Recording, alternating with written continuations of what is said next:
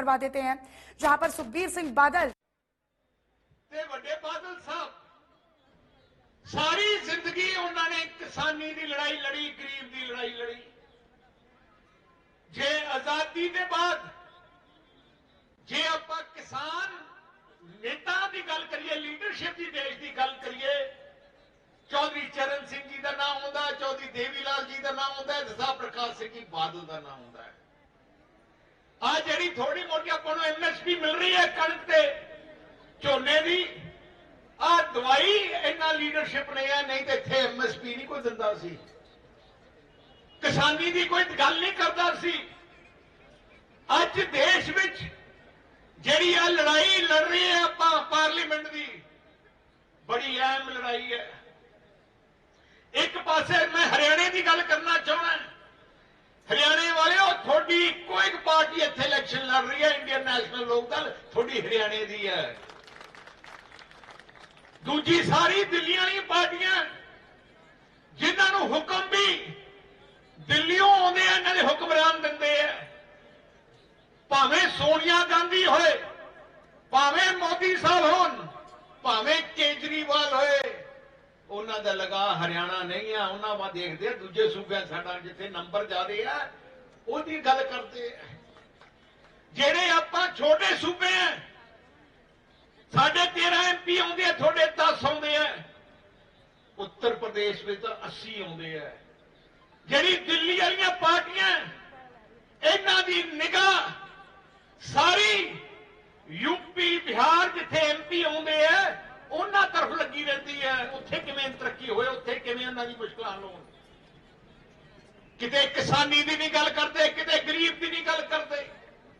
तुसीं देख लिया, जे तुसीं किसानी दी लड़ाई चाहुंदे हो, किसानां दे हक दी लड़ाई, गरीब दे हक दी लड़ाई, फिर आपां नूं अपने खेतर दीयां पार्टियां नूं तगड़ा करना पैना है। चौधरी देवीलाल जी ने, बादल साहब ने सदा लड़ाई लड़ी किसानी ते गरीब दी लड़ाई। जिन्नी जिन्नी तरक्की तुसीं अपने सूबियां देखी उदों ही होई जदों थोड़े सूबे दीयां पार्टियां दा सरकार अपने सूबे च आई। अज देश की हालात की है, एक पासे भारतीय जनता पार्टी है, तुसीं मोदी जी का भाषण सुन लो, अमित शाह जी का भाषण सुनो, किते नहीं कहेंगे किसान वास्ते असीं आ कीता, गरीब वास्ते आ कीता। उन्हां दा सारा ही भाषण है एक धर्म नूं दूजे नाल लड़ाउण दा। आ जिहड़ा देश है आ सारियां दा देश है, आ हिंदू सिख मुस्लिम क्रिश्चियन सारियां दा देश है। आ जिहड़े देश के प्रधानमंत्री की जिम्मेवारी सारियां दी है, सारे देश के लोग है। देश का प्रधानमंत्री नहीं ऐसा चाहिए जिहड़ा कल्ले एक धर्म की गल करे ते दूजे दी ना करे। जे कल्ले दो चार व्यापारियों की गल करे ते गरीब ते किसान की ना गल करे। जे तुसी अपना सही मैने ते अपना थोड़ा अपना किसानी का ते गरीब का राज चाहते हो ते जेड़ियां पार्टियां थोड़ियां उन्हां नूं तगड़ा करो, क्योंकि जिन्ने कानून बन रहे हैं पार्लीमेंट बनते हैं ते जिहड़ी दिल्ली वाली पार्टियां इन्हां नूं कोई पता नहीं कि गरीब की समस्या है, किसान की समस्या है। मोदी जी ने किसानी के कानून बना दे, किसी नूं पुछया नहीं। असीं उन्हां दे साथी सी, सानूं नहीं बुला के पुछया। जदों पता लग्या कि आ कानून बनाए हैं, असीं नाल दे नाल NDA नूं छड्डिया ते उन्हां दी सरकार नूं छड्डिया। उवें भाई साहब ने अस्तीफा दिता किसानी वास्ते, थोड़े वास्ते लोकी तां कुर्सी नहीं छड्डदे, सरपंची नहीं छड्डदे, इत्थे मंत्री ते एडी कुर्सियां छड्ड दित्तियां। क्यों? असीं थोड़ा दर्द समझते हैं, थोड़ियां तकलीफां समझते हैं, असीं जिउणा मरना थोड़े वास्ते है। आ मोदी साहब नूं, सोनिया गांधी नूं, आ केजरीवाल नूं पता है झोना किवें लाईदा, कणक किवें बीजी दी है, नरमा किवें चुगीदा है, कानून उत्थे बनने हैं, उन्होंने कुछ पता नहीं। जे पता है तो थोड़ी किसानां दी पार्टी गरीबां दी पार्टी होया। इस करके जायजा माहौल देश 'ਚ ਹੈ ਜੇ ਦੇਸ਼ ਤਾਂ ਤਕੜਾ ਹੋਊਗਾ ਜੇ ਖੇਤਰੀਆਂ ਪਾਰਟੀਆਂ ਤਕੜੀਆਂ ਹੋਣ। ਮੈਂ ਹਰਿਆਣੇ ਵਾਲੇ ਲੋਕਾਂ ਨੂੰ ਬੇਨਤੀ ਕਰਨਾ ਚਾਹਣਾ ਅੱਜ ਜਿਹੜੇ ਤੁਹਾਡੇ ਹਰਿਆਣੇ 'ਚ ਮੈਂ ਦੇਖ ਰਿਹਾ ਇੱਕ ਪਾਸੇ ਹੁਣ ਬੀਜੇਪੀ ਹੈ ਡਰਾ ਕੇ ਕਮਜ਼ੋਰ ਬੰਦਿਆਂ ਨੂੰ ਨਾਲ ਜੋੜੀ ਜਾਂਦੀ ਹੈ, ਦੂਜੇ ਪਾਸੇ ਕਾਂਗਰਸ ਤੇ ਆਮ ਆਦਮੀ ਪਾਰਟੀ ਇਕੱਠੇ ਹੋ ਗਏ ਆ, ਦੋਨੋਂ ਹੀ ਜ਼ੋਰ ਇਕੱਠੇ ਹੋ ਗਏ ਆ। ਸਾਡੇ ਪੰਜਾਬ ਵਿੱਚ ਆਮ ਆਦਮੀ ਪਾਰਟੀ ਨੇ ਸਰਕਾਰ ਬਣਾਈ, ਇੱਥੋਂ 1.5 ਘੰਟੇ ਦਾ ਰਾਹ ਟੈਲੀਫੋਨ ਕਰਕੇ ਕਿਸੇ ਪਿੰਡ 'ਚ ਪੁੱਛੋ ਕਿ ਆਮ ਆਦਮੀ ਪਾਰਟੀ ਨੂੰ ਵੋਟ ਪਊਗੀ, ਕਹਿੰਦੇ ਨਹੀਂ 76 ਪੈਣਗੇ ਉੱਥੇ ਆਮ ਆਦਮੀ ਪਾਰਟੀ ਦੇ। ਲੋਕਾਂ ਨੇ 92 ਸੀਟਾਂ ਜਿਤਾਈਆਂ ਆਮ ਆਦਮੀ ਪਾਰਟੀ ਨੂੰ। ਇੰਨੇ ਝੂਠ ਬੋਲੇ ਅਸੀਂ 1000 ਰੁਪਇਆ ਦੇਵਾਂਗੇ, ਅਸੀਂ ਆਹ ਕਰਾਂਗੇ, ਉਹ ਕਰਾਂਗੇ, ਆਹ ਕਰਾਂਗੇ, ਇੱਕ ਚੀਜ਼ ਨਹੀਂ ਕੀਤੀ। ਇੱਕ ਚੀਜ਼ ਗਾਏ ਵੀ ਮੁੱਖ ਮੰਤਰੀ ਸਾਡਾ ਸ਼ਰਾਬੀ ਹੈ, 5 ਵਜੇ ਤੋਂ ਬਾਅਦ ਦਿਖਦਾ ਹੀ ਨਹੀਂ, ਲੋਕਾਂ ਕੋਲੇ ਆਉਂਦਾ ਹੀ ਨਹੀਂ। ਤੁਸੀਂ ਦੇਖ ਲਓਗੇ ਇੱਥੇ ਉੱਥੇ ਕਿਉਂ ਨਹੀਂ ਇਕੱਠੇ ਹੋਏ ਪੰਜਾਬ 'ਚ, ਕਿਉਂਕਿ ਕਾਂਗਰਸ ਨੂੰ ਪਤਾ ਲੱਗਿਆ ਇਹਨਾਂ ਨਾਲ ਸ਼ਰਾਬੀ ਨਾਲ ਮਿਲ ਕੇ ਤਾਂ ਸਾਡੀ ਜ਼ਮਾਨਤਾਂ ਜ਼ਬਤ ਹੋਣਗੀਆਂ। ਜਿਵੇਂ ਪੰਜਾਬ ਵਿੱਚ 92 ਸੀਟਾਂ ਜਿੱਤੀਆਂ, ਐਕਟੀ ਦੇਖ ਲਓ 13 ਦੀਆਂ 13 ਪਾਰਲੀਮੈਂਟ ਜ਼ਮਾਨਤਾਂ ਜ਼ਬਤ ਹੋਣਗੀਆਂ ਝਾੜੂ ਵਾਲਿਆਂ ਦੀਆਂ। ਮੈਂ ਹੋਰ ਵੀ ਦੋ ਗੱਲਾਂ ਕਰਨਾ ਚਾਹਣਾ, ਜਿਹੜੇ ਮੇਰੇ ਸਿੱਖ ਭੈਣ ਭਰਾ ਮੇਰੀ ਗੱਲ ਸੁਣ ਰਹੇ ਆ। 1 ਜੂਨ ਤਰੀਕ ਯਾਦ ਕਰੋ, 1 ਜੂਨ ਉਹ ਤਰੀਕ ਹੈ 40 ਸਾਲ ਪਹਿਲੇ ਜਦੋਂ ਇੰਦਰਾ ਗਾਂਧੀ ਨੇ ਟੈਂਕਾਂ ਤੋਪਾਂ ਤੇ ਦਰਬਾਰ ਸਾਹਿਬ ਹਮਲਾ ਕੀਤਾ। ਅੱਜ 40 ਸਾਲ ਪਹਿਲੇ ਹਜ਼ਾਰਾਂ ਸਿੱਖ ਭੈਣ ਭਰਾਵਾਂ ਨੂੰ ਦਿੱਲੀ, ਕਾਨਪੁਰ ਸਾਰੀ ਜਗ੍ਹਾ ਤੇ ਕਤਲੇਆਮ ਕੀਤਾ ਕਾਂਗਰਸ ਨੇ। ਅੱਜ 40 ਸਾਲ ਹੋ ਗਏ, ਹਾਲੇ ਤੱਕ ਇਨਸਾਫ ਨਹੀਂ ਮਿਲਿਆ। ਕੋਈ ਸਿੱਖ ਭੁੱਲ ਨਹੀਂ ਸਕਦਾ ਕਿ ਕਾਂਗਰਸ ਨੇ ਕੀ ਕੀਤਾ ਆਪਣੇ ਨਾਲ। ਦੂਜੀ ਗੱਲ, ਜਦੋਂ ਅਸੀਂ ਬੀਜੇਪੀ ਨੂੰ ਲੱਤ ਮਾਰੀ ਤੇ ਉਹਨਾਂ ਨੇ ਫਿਰ ਸਿੱਖ ਧਰਮ ਦੇ ਖਿਲਾਫ ਹੀ ਜੰਗ ਸ਼ੁਰੂ ਕਰ ਦਿੱਤੀ। ਤੁਸੀਂ ਜਾਣਦੇ ਹੋ ਤਖਤ ਹਜ਼ੂਰ ਸਾਹਿਬ ਸਾਡੇ ਸਿੱਖ ਕੌਮ ਦੇ 5 ਤਖਤ ਸਾਹਿਬ ਹਨ। ਇੱਕ ਤਖਤ ਹਜ਼ੂਰ ਸਾਹਿਬ ਹਨ ਜਿੱਥੇ ਇੱਕ ਪੁਰਾਣਾ ਐਕਟ ਬਣਿਆ ਹੈ ਤਖਤ ਹਜ਼ੂਰ ਸਾਹਿਬ ਦੀ ਸਨੇਕ ਸੇਕ ਵਾਸਤੇ। ਇਹਨਾਂ ਦੀ ਬੰਬਈ ਮਹਾਰਾਸ਼ਟਰ ਸਰਕਾਰ ਨੇ ਕੀ ਕੀਤਾ, ਸਾਰਾ ਕਾਨੂੰਨ ਬਦਲ ਕੇ ਅੱਜ ਆਰਐਸਐਸ ਨੇ ਕਾਬਜ਼ ਕਰ ਦਿੱਤਾ ਤਖਤ ਹਜ਼ੂਰ ਸਾਹਿਬ। ਦੇਖੋ ਸਿੱਖ ਧਰਮ 'ਚ ਹੁਣ ਆਰਐਸਐਸ ਦਾ ਦਖਲ ਹੋ ਗਿਆ, ਉਹਨਾਂ ਨੇ ਕੰਟਰੋਲ ਕਰ ਲਿਆ। ਤਖਤ ਪਟਨਾ ਸਾਹਿਬ ਤੇ ਵੀ ਆਰਐਸਐਸ ਨੇ ਕੰਟਰੋਲ ਕਰ ਲਿਆ। ਦਿੱਲੀ ਗੁਰਦੁਆਰਾ ਪ੍ਰਬੰਧਕ ਕਮੇਟੀ ਤੇ ਵੀ ਆਰਐਸਐਸ ਕਾਬਜ਼ ਹੋ ਗਈ ਹੈ ਤੇ ਸ਼੍ਰੋਮਣੀ ਗੁਰਦੁਆਰਾ ਪ੍ਰਬੰਧਕ ਕਮੇਟੀ ਜਿਹੜੀ 103 ਸਾਲ ਪੁਰਾਣੀ ਸਾਡੀ ਕਮੇਟੀ ਹੈ, ਜਿਹੜੇ ਸਿੱਖ ਧਰਮ ਨੂੰ ਦਾ ਮਿਨੀ ਪਾਰਲੀਮੈਂਟ ਕਿਹਾ ਜਾਂਦਾ ਹੈ, ਉਹਨੂੰ ਵੀ ਤੋੜ ਕੇ ਹਰਿਆਣੇ ਦੀ ਲੱਗ ਬਣਾਤੀ ਤੇ ਇੱਥੇ ਸਿੱਖ ਧਰਮ ਨੂੰ ਦੇਣ ਦੇ ਬਜਾਏ ਇਹਨਾਂ ਦੇ ਚੁਣੇ ਹੋਏ ਨੁਮਾਇੰਦੇ ਦੇ ਬਾਅਦ ਬਜਾਏ ਇਹਨਾਂ ਨੇ ਆਪਣੇ ਆਰਐਸਐਸ ਦੇ ਬੰਦੇ ਇੱਥੇ ਵੀ ਲਾ ਦਿੱਤੇ। ਜਦੋਂ ਕਿਸਾਨ ਅੰਦੋਲਨ ਸੀ, ਗੁਰੂ ਘਰਾਂ ਵਿੱਚ ਪੁਲਿਸ ਨੂੰ ਡਰਾਇਆ ਗਿਆ ਸੀ ਕਿਸਾਨ ਅੰਦੋਲਨ। ਆ ਹੈ ਹਰਿਆਣੇ ਦੀ ਬੀਜੇਪੀ ਸਰਕਾਰ। ਇਸ ਕਰਕੇ ਸਹੀ ਮੈਨੇ ਤੇ ਜੇ ਦੇਸ਼ ਨੂੰ ਬਚਾਉਣਾ ਹੈ ਆਪਾਂ ਨੂੰ ਦੇਖਣਾ ਪੈਣਾ ਹੈ ਕਿ ਆਪਾਂ ਕਿਹੜੀਆਂ ਪਾਰਟੀਆਂ ਦੇਸ਼ ਨੂੰ ਇਕੱਠਾ ਰੱਖਣਾ ਚਾਹੁੰਦੀਆਂ। ਸ਼੍ਰੋਮਣੀ ਅਕਾਲੀ ਦਲ ਦਾ ਇਤਿਹਾਸ 103 ਸਾਲ ਪੁਰਾਣਾ ਇਤਿਹਾਸ ਹੈ। ਦੇਸ਼ ਦੀ ਆਜ਼ਾਦੀ ਦੇ ਵਿੱਚ ਸਭ ਤੋਂ ਵੱਧ ਕੁਰਬਾਨੀਆਂ ਸ਼੍ਰੋਮਣੀ ਅਕਾਲੀ ਦਲ ਦੀ ਲੀਡਰਸ਼ਿਪ ਨੇ ਕੀਤੀ। ਜਦੋਂ ਅਸੀਂ ਚਾਬੀਆਂ ਦਾ ਮੋਰਚਾ ਜਿੱਤਿਆ ਅੰਗਰੇਜ਼ਾਂ ਦੇ ਖਿਲਾਫ, ਮਹਾਤਮਾ ਗਾਂਧੀ ਜੀ ਨੇ ਸਾਨੂੰ ਲਿਖ ਕੇ ਚਿੱਠੀ ਲਿਖੀ ਸਾਡੇ ਪ੍ਰਧਾਨ ਨੂੰ ਕਿ ਤੁਸੀਂ ਦੇਸ਼ ਦੀ ਆਜ਼ਾਦੀ ਦੀ ਸਭ ਤੋਂ ਪਹਿਲੀ ਜੰਗ ਜਿੱਤ ਲਈ ਹੈ। ਇਸ ਕਰਕੇ ਮੈਂ ਜ਼ਿਆਦਾ ਸਮਾਂ ਨਹੀਂ ਲੈਣਾ ਚਾਹੁੰਦਾ। ਮੈਂ ਇੰਨਾ ਹੀ ਬੇਨਤੀ ਕਰਨਾ ਚਾਹੁੰਦਾ ਹਰਿਆਣੇ ਦੇ ਲੋਕਾਂ ਨੂੰ, ਆਪਣੀ ਖੇਤਰੀ ਪਾਰਟੀ ਇੰਡੀਅਨ ਨੈਸ਼ਨਲ ਲੋਕ ਦਲ ਨੂੰ ਤਗੜਾ ਕਰ ਦਿਓ ਜੇ ਤੁਸੀਂ ਹਰਿਆਣੇ ਦੇ ਕਿਸਾਨ ਨੂੰ ਬਚਾਉਣਾ ਹੈ, ਜੇ ਹਰਿਆਣੇ ਦੇ ਗਰੀਬ ਨੂੰ ਬਚਾਉਣਾ ਹੈ, ਜੇ ਤੁਸੀਂ ਹਰਿਆਣੇ ਦੇ ਗਰੀਬ ਕਿਸਾਨ ਮਜ਼ਦੂਰ ਦੀ ਆਵਾਜ਼ ਪਾਰਲੀਮੈਂਟ ਭੇਜਣੀ ਹੈ ਤੇ ਹਰਿਆਣੇ ਦੀ ਪਾਰਟੀ ਨੂੰ ਤਗੜਾ ਕਰ ਲਓ। ਆ ਦਿੱਲੀ ਵਾਲੀਆਂ ਪਾਰਟੀਆਂ ਨੂੰ ਭਜਾਓ, ਜਿਵੇਂ ਦਿੱਲੀ ਵਾਲੀਆਂ ਪਾਰਟੀਆਂ ਨੇ ਬੀਜੇਪੀ ਵਰਗਿਆਂ ਨੇ ਹਰਿਆਣਾ ਅੱਜ ਕਿਸਾਨ ਐਜੀਟੇਸ਼ਨ ਦੇ ਦੌਰਾਨ ਬਾਰਡਰ ਸੀਲ ਕਰਤੇ ਸੀ, ਜਿਵੇਂ ਇਹਨਾਂ ਨੇ ਦਿੱਲੀ ਵਾਲਿਆਂ ਨੇ ਬਾਰਡਰ ਸੀਲ ਕਰਕੇ किसानों उत्ते पुलिस के बंब दे अतरू गैस के गोले सिੱਟੇ ਸੀ उवें तुसी भी बार्डर सील कर दियो 25 तरीक नूं वोटां राहीं कि हरियाणे के लोग कल्ले हरियाणे की पार्टी नूं वोटां पाउणगे दिल्ली वाली पार्टियां नूं नहीं पावांगे असीं वोटां इन्ना कह के थोड़ा धन्यवाद करदा है ते बेनती करदा है कि इंडियन नेशनल लोक दल दे जिथे जिथे उम्मीदवार है समूची खालसा पंथ सारे श्रोमणी अकाली दल दे वर्कर आपां इकट्ठे होके इंडियन नेशनल लोक दल जिताइए। वाहिगुरू जी का खालसा वाहिगुरू जी की फतेह।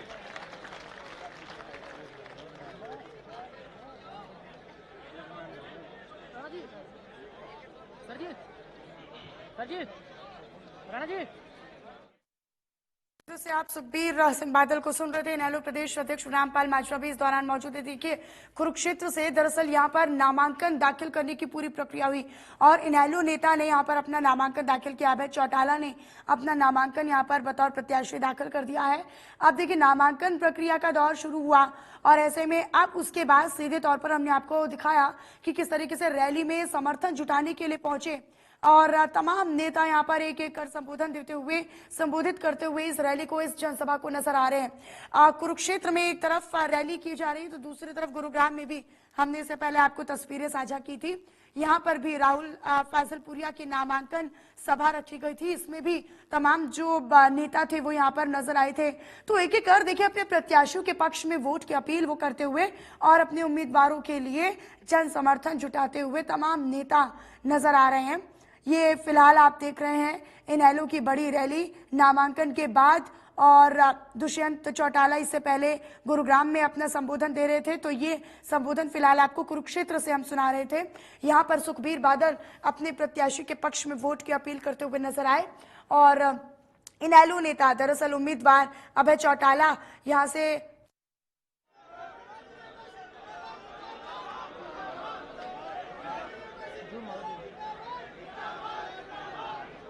बहुत ही आदर और सम्मान के योग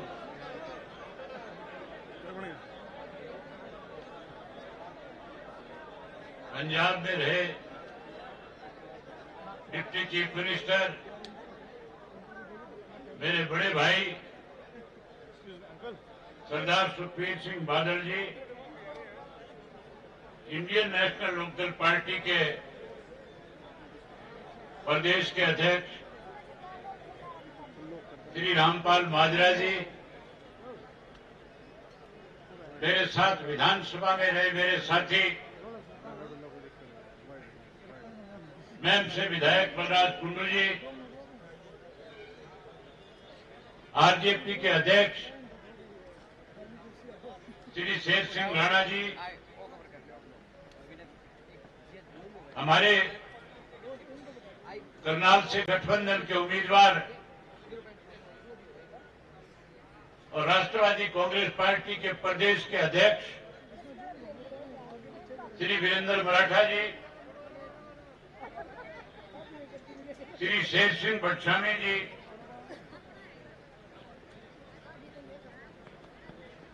श्री उमेद लुहान जी, पार्टी के राष्ट्रीय संगठन सचिव श्री श्याम सिंह राणा जी, पार्टी के राष्ट्रीय उपाध्यक्ष प्रकाश भारती जी,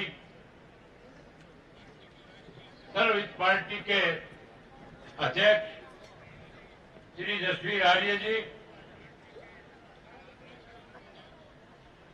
श्रोमणी अकाली दल के अध्यक्ष सरदार शरणजीत सिंह सोता जी, सरदार अमरजीत सिंह मंगी जी, राजेंद्र पाल ढेलो जी, भाई गोकुल सेतिया जी, हमारी हिसार से प्रत्याशी श्रीमती सुनैना चौटाला जी, सरसा से प्रत्याशी संदीप लोट जी, अम्बाड़ा के प्रत्याशी गुरप्रीत सिंह जी, आरजेपी के और इंडियन नेशनल लोकदल पार्टी के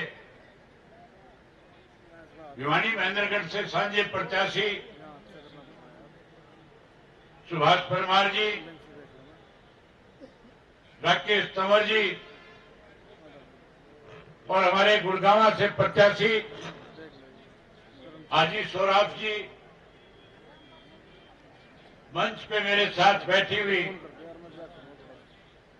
समाजी श्रोमणी अकाली दल की और इंडियन नेशनल लोकदल पार्टी की लीडरशिप, आज के इस नामांकन पत्र में मुझे आशीर्वाद देने के लिए आए हुए कुरुक्षेत्र लोकसभा क्षेत्र के गांव गांव, शहर और कस्बे से आए हुए आदरणीय बुजुर्गों, नौजवान साथियों, सम्मान के योग्य माताओं, बहनों, पत्रकार सहायकार मित्रों, मेरे से पहले सब साथियों ने आपके सामने आज के हालात पे चर्चा करी। इस देश में, प्रदेश में 10 वर्ष से भाजपा की सरकार बनने के बाद हमें किन हालात से गुजरना पड़ा, 10 वर्ष पहले कैसे भारतीय जनता पार्टी इस देश में काबिज हुई, कौन कौन से वायदे हमारे बीच में किए। अगर मैं उन बातों को दोहराऊंगा तो बहुत लंबा समय लग जाएगा। आप भी बहुत देर से बैठे हैं, सुबह 10 बजे आ गए थे, 4 बजने को हो रहे हैं। साथियों, मेरे से पहले इस बात का जिक्र आया था कि भारतीय जनता पार्टी के लोग नए नारे के साथ चुनाव में आए हैं, 400 पार की बात करते हैं, मोदी की गारंटी के नाम पे वोट मांगते हैं। लोग जब पूछते हैं मोदी जी की गारंटी क्या है, गारंटी बताने की बजाय 10 साल में क्या किया ये बताने की बजाय, अगले 5 साल का विजन क्या है ये बताने की बजाय 2047 की बात करते हैं। कहते हैं 2047 में विकसित भारत बनाना है। जो विकसित भारत बनाने की बात करने वाले लोग, इस मोदी जी ने 10 साल में इस देश को कैसे पीछे ले जाने का काम किया। इस हरियाणा प्रदेश में मनोहर लाल खट्टर की सरकार ने किस तरह से 10 वर्ष तक इस प्रदेश को लूटने का काम किया, उन बातों का जिक्र नहीं करते। इन 10 वर्षों के अंदर नरेंद्र मोदी जी ने रेल बेच दी, हवाई अड्डे बेच दिए, साथियों इंश्योरेंस बेच दिया, बैंक बेच दिया। जो भी संस्थाएं देश को आमदन पैदा करके देती थी, सारी संस्थाएं अंबानी और अडानी को देने का काम किया। यहां तक अंबानी और अडानी के 19 लाख करोड़ के कर्जे माफ करने का इस मोदी की सरकार ने काम किया। जबकि देश का किसान एमएसपी के कानून की बात कर रहा था, वायदा मोदी का था कि मेरी सरकार बनने के बाद इस देश के अंदर एमएसपी लागू करेंगे। 2014 में मोदी जी ने हमारे साथ वायदा किया था और कहा था स्वामीनाथन की रिपोर्ट को भी लागू करेंगे। वहीं और बड़े बड़े वायदे किए, अगर मैं सबका जिक्र करूंगा तो बहुत लंबा समय लग जाएगा। वायदा किया था साथियों, कांग्रेस के 70 साल में इस देश से जो धन लूट करके विदेशों के बैंकों में जमा कराया है, हम उस काले धन को वापिस लाएंगे। और मोदी जी कहते थे बैंकों में खाते खुला लो, हर व्यक्ति के खाते में 15-15 लाख रुपए जमा करा दूंगा। मैं पूरे हरियाणा प्रदेश के एक एक गांव में जाकर के आया हूं। मैंने 24 फरवरी से लेकर के पिछले साल 2023 के अंदर 16 सितंबर तक 4200 किलोमीटर पैदल यात्रा करी थी, परिवर्तन यात्रा करी थी। और उस परिवर्तन यात्रा के दौरान 2000 गांव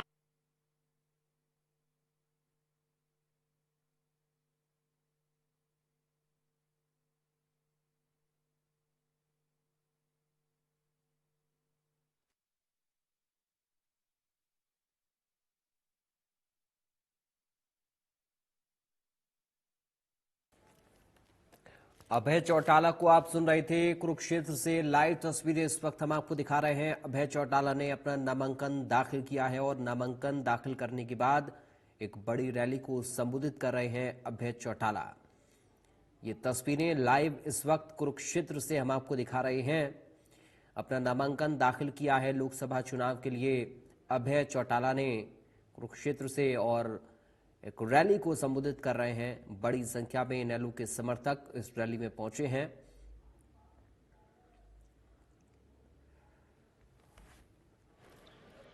तो जिन जमीनों के आज आप मालिक हो, वो कानून बनने के बाद हमारी जमीनें अंबानी और अडानी जैसे लोगों के हाथों में चली जाती, हम अपनी जमीन में नौकर बन करके काम करते। बधाई देता हूं पंजाब के किसानों को, जिन्होंने इस आंदोलन की शुरुआत करी, जिन्होंने एमएसपी के खिलाफ इन 3 काले कानूनों की लड़ाई लड़ने की शुरुआत करी। पंजाब से एजिटेशन शुरू हुआ और पंजाब के लोगों ने उस एजिटेशन को जब लेकर के दिल्ली की तरफ कूच किया, तो बधाई देता हूं हरियाणा प्रदेश के किसान को, मजदूर को, जिन्होंने उनका वेलकम किया, स्वागत किया, उनके साथ खड़े होकर के उस लड़ाई को और आगे बढ़ाने का काम किया। आहिस्ता आहिस्ता आंदोलन पंजाब, हरियाणा, राजस्थान, उत्तर प्रदेश, मध्य प्रदेश के लाखों किसान बॉर्डर पे इकट्ठे हो गए और उस आंदोलन को सबसे ज्यादा मजबूती किसी ने देने का काम किया। उस आंदोलन को सबसे बड़ी ताकत किसी ने दी, तो हरियाणा प्रदेश के लोगों ने, हरियाणा प्रदेश के किसान, खेती से जुड़े हुए व्यक्ति ने, बाहर से आए हुए जितने भी किसान नेता थे, जितने भी किसान साथी थे, उनकी दिन रात खड़े होकर के जहां सेवा करी, भाई उनका मनोबल बढ़ाया, उनमें विश्वास पैदा किया कि हम आपके साथ हैं, चाहे जितना मर्जी लंबा आंदोलन चलाओ। इसीलिए 13 महीने लंबा आंदोलन चला। देश का सबसे बड़ा आंदोलन था। देश के प्रधानमंत्री को 13 महीने के बाद ये बात समझ में आई कि किसान जान दे सकता है, किसान मुड़ करके घर वापसी तब तक नहीं करेगा जब तक एमएसपी का कानून नहीं बनेगा, काले कानून खत्म नहीं हो जाएंगे। साथियों, एक समय ऐसा भी आया था जब मैं अपने हजारों साथियों के साथ टिहरी के बॉर्डर पे गया। जो किसान नेता वहां पे उस आंदोलन को चलाने का काम कर रहे थे, उन्होंने मेरे सामने प्रस्ताव रखा और कहा कि आज चौधरी देवीलाल अगर हमारे बीच में होते तो इस आंदोलन को बड़ी ताकत मिलती, वो कोई बड़ा फैसला लेते, केंद्र की सरकार को सोचने पे मजबूर कर देते। मैंने उसी वक्त प्रेस के लोगों को बुला करके कह दिया कि 26 जनवरी तक या तो तीनों काले कानून वापिस हो जाएंगे, नहीं होंगे तो 27 तारीख को चंडीगढ़ जाऊंगा, स्पीकर से मिलकर के विधानसभा से इस्तीफा देकर के किसानों के बीच में आकर के बैठ जाऊंगा। काले कानून खत्म नहीं हुए। 26 तारीख को हम ट्रैक्टर यात्रा दिल्ली में तिरंगे की लेकर के गए थे। दिल्ली के अंदर मोदी की सरकार ने अफवाहें फैला रखी थी, लोगों में डर और भय पैदा करने के लिए वहां इस तरह की अफवाहें फैलाई कि किसान ट्रैक्टर पे बैठ करके आएगा, दिल्ली को लूट करके ले जाएगा। जब हम दिल्ली में पहुंचे, जहां किसान दिल्ली में ट्रैक्टरों के साथ तिरंगे के साथ गए, मैं भी उनके साथ गया था। जैसे ही दिल्ली में एंटर किया, लोगों ने फूल मालाओं के साथ स्वागत किया। जहां फूल मालाएं पहनाई, जगह जगह मिठाई और फ्रूट खिला करके लोगों का वेलकम करने का काम किया, स्वागत करने का काम किया। जगह जगह लंगर लगाए गए, जगह जगह फूल बरसाए गए। जब मोदी जी को शाम को इस बात का पता लगा कि किसानों का स्वागत हो रहा है, तो नया षड्यंत्र रचा कैसे आंदोलन को तोड़ा जाए। फिर ये कह करके अफवाह फैला दी, पूरे देश में टेलीविजन, रेडियो के माध्यम से संदेश दे दिया कि तिरंगे का अपमान किया गया है, लाल किले पे खालिस्तान का झंडा तिरंगे से ऊपर लगा दिया गया, इसमें खालिस्तानी आए हैं। जहां आंदोलन तोड़ने की कोशिश की जा रही थी, शाम होते होते मेरे पास बहुत सारे नेताओं के हरियाणा से फोन आए। उन्होंने कहा कि आंदोलन टूट जाएगा, खत्म हो जाएगा, आपके इस्तीफे से कोई फायदा नहीं होगा, अब आपको इस्तीफा नहीं देना चाहिए। उन्होंने ये कहा कि अब आपको इस्तीफा देने की बजाय आपको फिर से पुनर्विचार करना चाहिए। मैंने उन साथियों ने जिन्होंने फोन किया उनको खुल करके कहा कि अगर आप किसान के सच्चे हितैषी हैं, आप चाहते हैं कि इस आंदोलन को ताकत मिले, तीनों काले कानून खत्म हो जाए, तो आप भी मेरे साथ इस्तीफा देने का काम करो। वो हिम्मत नहीं जुटा पाए और मैंने साथियों 27 तारीख को स्पीकर के सामने खड़े होकर के इस्तीफा लिख करके उसके हाथ में थमा दिया।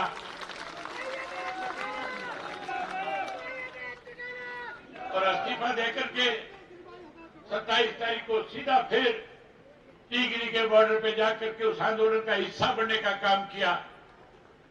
13 महीने लड़ाई लड़ी। 13 महीने के बाद देश के प्रधानमंत्री को समझ में आया, काले कानून खत्म हुए, एमएसपी की गारंटी दी गई, एमएसपी का कानून बनाने की बात कही, लेकिन साथियों एमएसपी का कानून आज भी नहीं बना। इसलिए आज किसान परेशान है, मजदूर परेशान है, व्यापारी परेशान है, कर्मचारी परेशान है। अगर इस देश में किसी राजनीतिक व्यक्ति ने गारंटी दी, उस गारंटी को पूरा किया, तो उस शख्स का नाम चौधरी देवीलाल था। याद करो, सन 1987 को समस्त हरियाणा सम्मेलन जींद में हो रहा था और चौधरी देवीलाल हरियाणा प्रदेश के लाखों लोगों से कह रहे थे कि अगर आप लोगों ने मेरे पे विश्वास व्यक्त किया, मुझे अगर सरकार बनाने का मौका दिया, सेवा करने का मौका दिया, तो हरियाणा प्रदेश के लोगों के सामने 3 गारंटियां करी थी। पहली गारंटी दी थी कि हर बुजुर्ग को 100 रुपया माहवार बुजुर्ग की पेंशन करने का काम करूंगा। दूसरी गारंटी दी थी कि 10-10 हजार के कर्जे माफ करूंगा। तीसरी गारंटी चौधरी देवीलाल ने दी थी कि गरीब की बेटी की शादी में कोई दिक्कत नहीं आएगी, 5100 रुपये सरकार की तरफ से कन्यादान के भी देने का काम करूंगा। हरियाणा के लोगों ने विश्वास व्यक्त किया और चौधरी देवीलाल को सन 1987 के अंदर सत्ता सौंप दी। चौधरी देवीलाल ने सत्ता में आते ही सबसे पहले जो गारंटियां हरियाणा प्रदेश के लोगों को दी, उन गारंटियों को पूरा करने का काम किया। तीनों के तीनों वायदे पूरे किए, कर्जा माफ किया, पेंशन बढ़ाई और 5100 रुपये कन्यादान के रूप में देने का भी काम किया था। गारंटी चौधरी देवीलाल की थी, इसलिए पूरी हुई थी। मोदी जी की पहले की गारंटियां सारी की सारी जो थी वो झूठ के परवान चढ़ गई। आज नई गारंटी की बात करते हैं साथियों, 400 पार की बात करते हैं। जहां 400 पार की बात करते हैं, हरियाणा प्रदेश छोटा प्रदेश है, 10 लोकसभा की सीटें हैं, 10 में से 6 कांग्रेस वाले जो हैं, ये भारतीय जनता पार्टी कांग्रेस वालों से मांग करके लेकर के आई है। दूर जाने की जरूरत नहीं। कुरुक्षेत्र की लोकसभा की सीट से जो उम्मीदवार है, वो 10 दिन पहले तक, जब तक भाजपा ने उसको उम्मीदवार नहीं बनाया था, कांग्रेस पार्टी में हुआ करता था। आप सारे इस बात के गवाह हो कि नवीन जिंदल पहले कांग्रेस पार्टी से लोकसभा का सदस्य कुरुक्षेत्र से चुन करके गया था। कांग्रेस में था कि नहीं था? पहले कांग्रेस में था और मोदी जी ने यहीं पे उसके ऊपर आरोप लगाया था और कहा था कि नवीन जिंदल जो चुनाव लड़ रहा है, कांग्रेस का उम्मीदवार है, राजकुमार सैनी जो भाजपा की टिकट पे चुनाव लड़ रहा था, मनोहर लाल, इतने हमारे नरेंद्र मोदी जी ने ये कहा था कि साथियों मैंने खजाने के अंदर पैसा पड़ा देखा है, मैंने तिजोरी में गहने और सोना चांदी देखा है, लेकिन एक ऐसी तिजोरी भी है जिसके अंदर 45,000 करोड़ का कोयला है। सीधा सीधा इशारा नवीन जिंदल की तरफ था और ये कह रहा था कि जो खजाने नवीन जिंदल ने ले रखी है कोयले की, ये 45,000 करोड़ का कोयला ब्लैक में बेच करके खा गया। ये भी कहा था कि मेरी सरकार बन गई तो इस नवीन जिंदल से पाई पाई का हिसाब करूंगा और इसको जेल की सलाखों के पीछे डाल करके एक एक पैसा वसूल के लोगों पे खर्च करने का काम करूंगा। बड़ा आरोप लगाया था, लेकिन साथियों पहले उससे चंदा लिया गया। आपको पता है पिछले दिनों सुप्रीम कोर्ट के आदेश के ऊपर जो इलेक्ट्रॉनिक बॉन्ड्स की जो खबरें छपी, जो सारी डिटेल आई, उसमें सबसे ज्यादा पैसा अगर इकट्ठा किया गया बड़े बड़े लोगों को डरा के धमका करके, तो भारतीय जनता पार्टी ने सबसे ज्यादा पैसा इकट्ठा किया है। 6,007 करोड़ रुपया एक साल में इन्होंने लेने का काम किया। उसमें जिंदल का नाम भी है। पहले इससे पैसा लिया गया, फिर इसे डंडा दिखा करके पटका पहनाया गया और पटका पहना करके इन्होंने बीजेपी के दफ्तर में एक वॉशिंग मशीन रखी हुई है, उस मशीन में डाल दिया। 35 मिनट मशीन में घुमाया और 35 मिनट के बाद बाहर निकाल करके कहते हैं कोयला चोर कोहिनूर हो गया है। क्या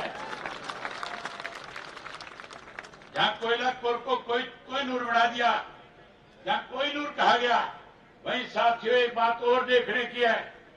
जो कोहिनूर जो था, उस कोहिनूर को यहां बुला करके एमपी का टिकट दे करके खड़ा कर दिया और यहां आने के बाद जिसके पास किसी भी तरह की कोई कमी नहीं है, जिसके अपने प्राइवेट जहाज है, हेलीकॉप्टर है, जो बढ़िया ऐशो आराम की जिंदगी जीता है, महीने के अंदर 25 दिन विदेशों में रहता है, बड़े बड़े कारखाने, हजारों करोड़ का मालिक है, उस हजारों करोड़ के आदमी को इस भारतीय जनता पार्टी वालों ने पिछले दिनों पल्लेदार बनाने का काम किया।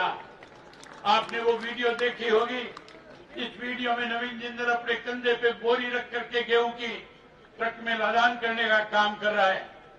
किस तरह से कोहिनूर को इन्होंने पल्लेदार बनाया, पहले कोयला चोर बनाया, फिर कोहिनूर बनाया, फिर पल्लेदार बनाया। वहीं उसके साथ साथ दूसरा जो मेरे सामने चुनाव लड़ रहा है, साथियों उसका किसी को ठिकाने तक का भी पता नहीं है, कहां का रहने वाला है। हरियाणा से कोई वास्ता नहीं है।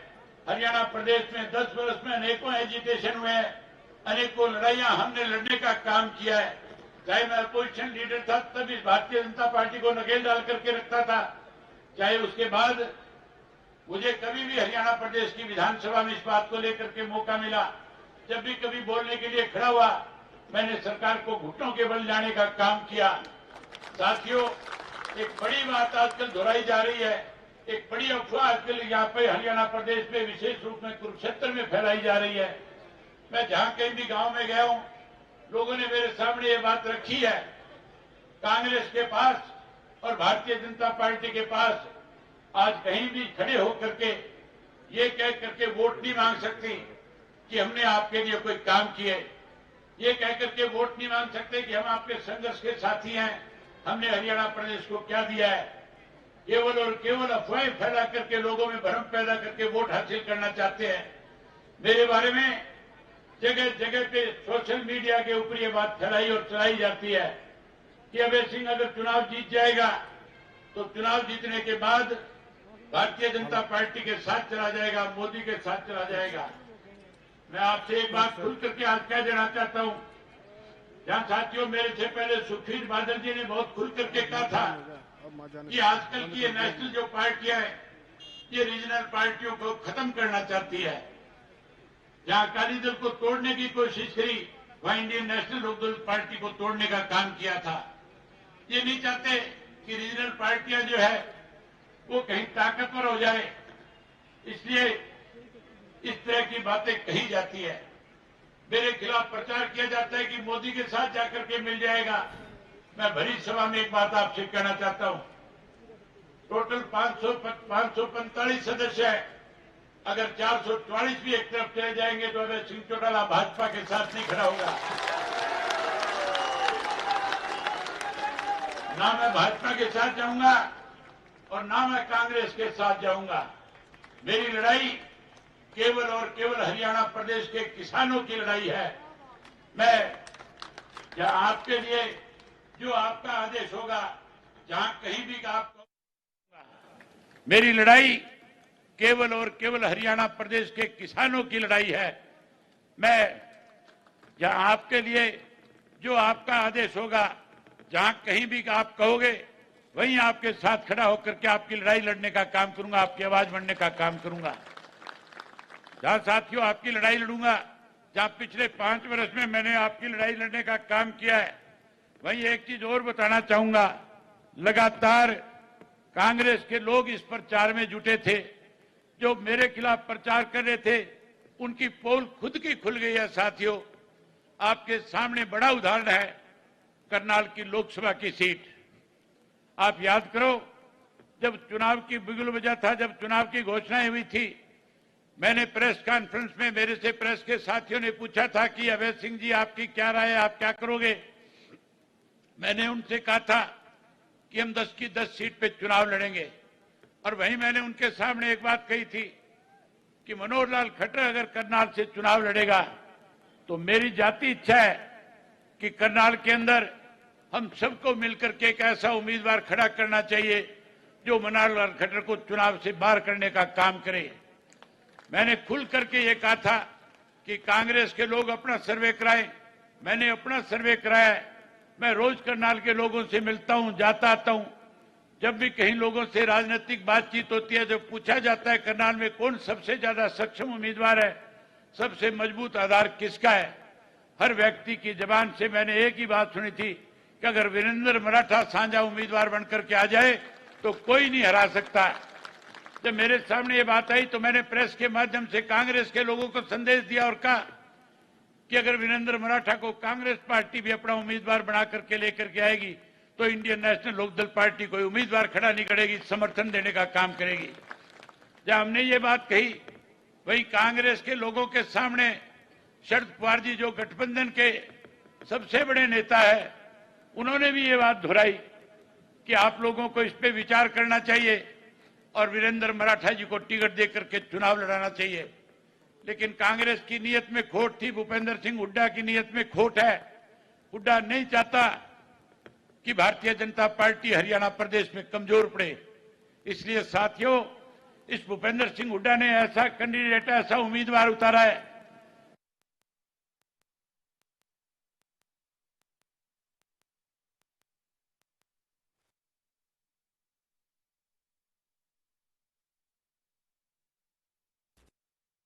देते वो तो बड़ा है। इसलिए लगातार भूपेंद्र सिंह हुड्डा जो है मनोहर लाल खट्टर की मदद करने में लगा हुआ है।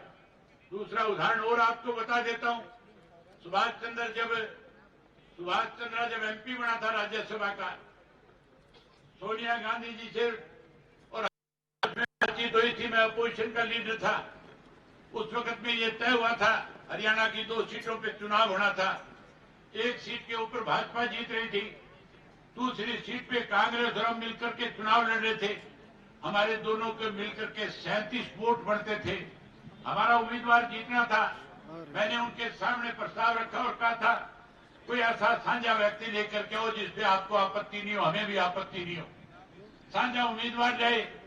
लेकिन सुभाष चंद्र को जिताने के लिए भूपेंद्र सिंह हुड्डा ने अपना बैलेट पेपर भी खाली छोड़ने का काम किया था। जहां बैलेट पेपर खाली छोड़ा वही पेन की स्याही बदल करके 14 अपने साथी विधायकों के वोट कैंसिल करवाने का काम किया था। इस बात को लेकर के जब हमने सोनिया गांधी के पास उस कैंडिडेट से कहा कि जाओ शिकायत करो, तो सोनिया के भी हाथ खड़े हो गई थी, बेबस हो गई थी, वो भी नहीं चाहती थी। साथियों, मैं तो आपसे एक ही निवेदन और आग्रह करूंगा कि आज जितनी बड़ी संख्या में आप यहाँ पे आए हो, जो आशीर्वाद आज आप मुझे दे रहे हो, जो विश्वास और भरोसा आज आपने मेरे में जताया है, मैं आपको विश्वास और भरोसा दिलाता हूं, मैं आपके इस भरोसे को कभी टूटने नहीं दूंगा। मैं आपके इस विश्वास को कभी कम नहीं होने दूंगा। जहां साथियों बात भाजपा वाली है, एक बार फिर दोहराना चाहूंगा, आप लोगों को मेरी बात पे विश्वास और भरोसा है या नहीं है, ये बताओ। ये भरोसा तो आप मुझ पे करते हो कि जो मैं कहता हूं उसको निभाने का काम करता हूं। मैंने आज तक जो बात किसी के सामने रखी, मैंने उसका नफा और नुकसान कभी नहीं देखा था। मैंने जो वायदा लोगों के बीच में खड़े होकर के किया, उसको हर हालत में पूरा करने का काम किया है।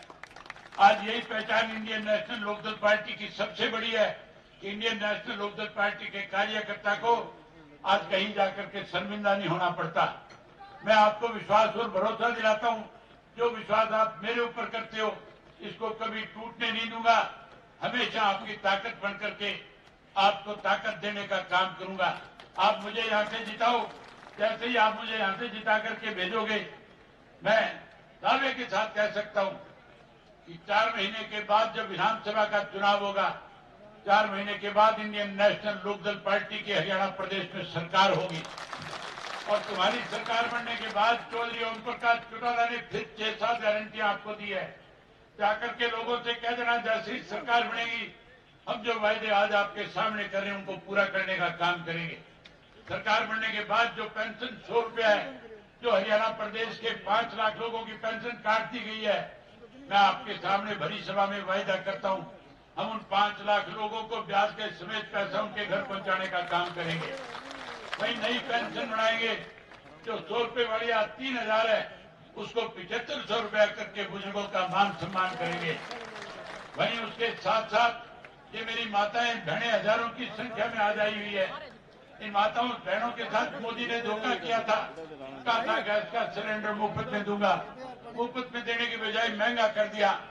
मैं आपसे वायदा करता हूं, सरकार बनने के बाद हम गैस का सिलेंडर हर महीने की 1 तारीख को आपके घर में मुफ्त में भेजा करेंगे।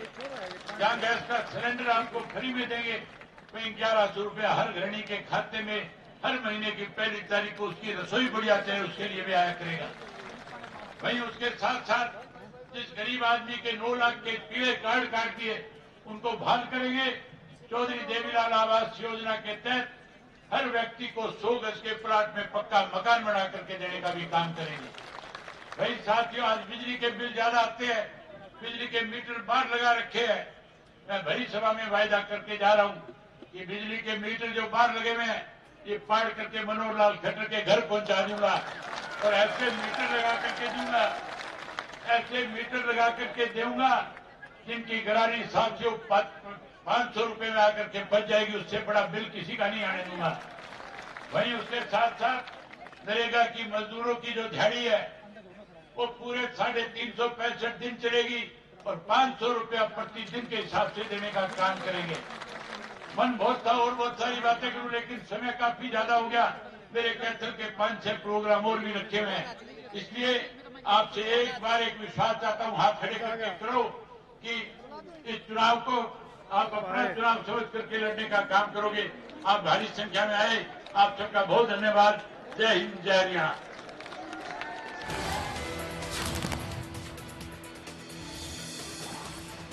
और इनेलो प्रत्याशी अभय चौटाला ने नामांकन दाखिल किया है। कुरुक्षेत्र से अभय चौटाला ने अपना नामांकन दाखिल किया है। ये बड़ी जानकारी इस वक्त आपको बता रहे हैं। अभय चौटाला ने बीजेपी पर निशाना साधा और एक रैली को भी उन्होंने संबोधित किया है। प्रत्याशियों को अपने काम पर भरोसा नहीं है, ये अभय चौटाला की तरफ से कहा गया है। केंद्र और प्रदेश की सरकार से जनता दुखी है, ये अभय चौटाला ने बयान दिया। अभय चौटाला ने नवीन जिंदल पर निशाना साधा। का बीजेपी की वॉशिंग मशीन में कोयला चोर कोहिनूर हो गया। अभय चौटाला ने कांग्रेस पर भी निशाना साधा है। कांग्रेस ने करनाल से कमजोर प्रत्याशी उतारा, ये अभय चौटाला ने कहा अपनी इस रैली को संबोधित करते हुए। तो केंद्र और प्रदेश की सरकार से जनता दुखी है, ये अभय चौटाला की तरफ से कहा गया। अपने संबोधन में नवीन जिंदल पर उन्होंने निशाना साधा। कांग्रेस पार्टी को भी अभय चौटाला ने घेरा है।